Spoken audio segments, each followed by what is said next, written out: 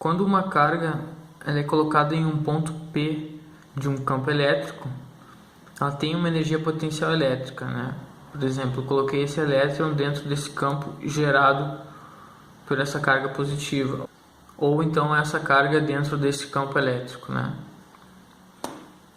Então, o valor da energia potencial elétrica, ele depende da carga e depende do valor do potencial do ponto, né, que foi escolhido, do ponto P.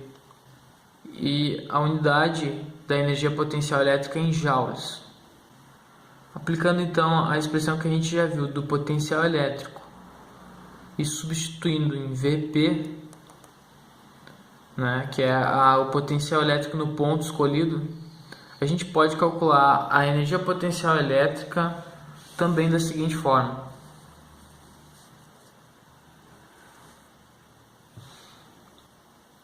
Ela fica dependendo do valor da constante eletrostática K do meio e também do valor das duas cargas, né?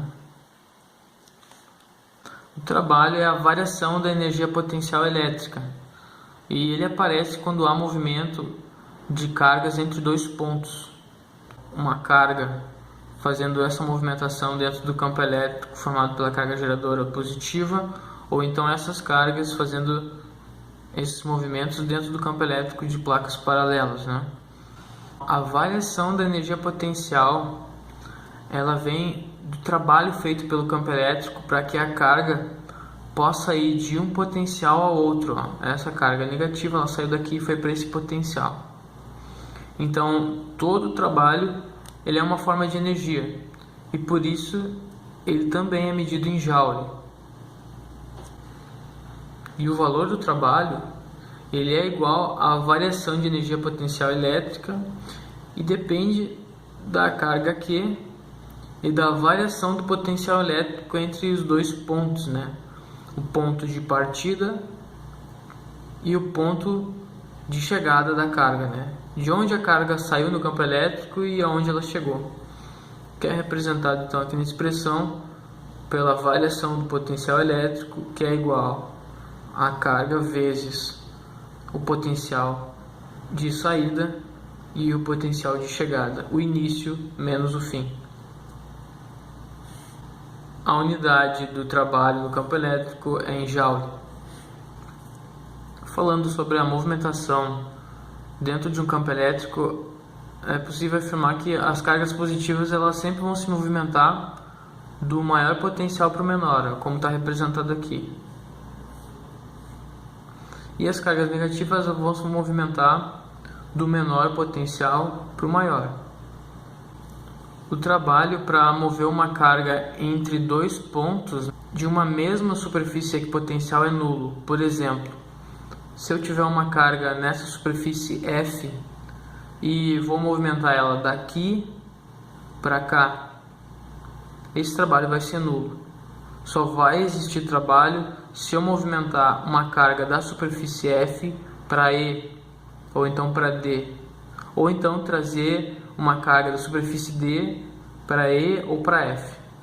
Mas movimentar uma carga entre a mesma superfície equipotencial, o trabalho vai ser nulo, assim como em placas paralelas.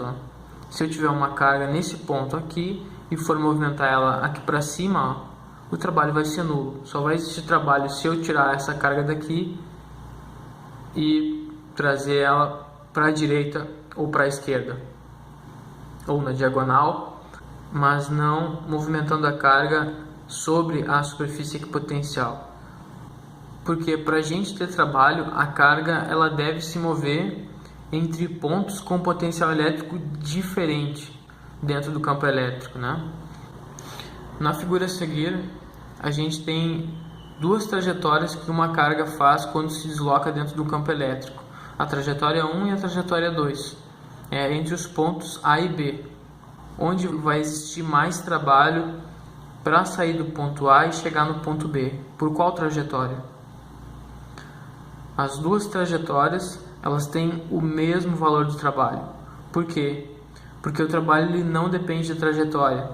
Ele só depende do ponto inicial e do ponto final. ou seja, depende da carga em movimento, né, do valor da carga, e depende da diferença de potencial que foi escolhido, do potencial elétrico no início e do potencial elétrico no fim. As duas trajetórias elas vão ter o mesmo trabalho, porque o trabalho ele só depende do valor da carga e do potencial inicial e do potencial final, a diferença de potencial, né?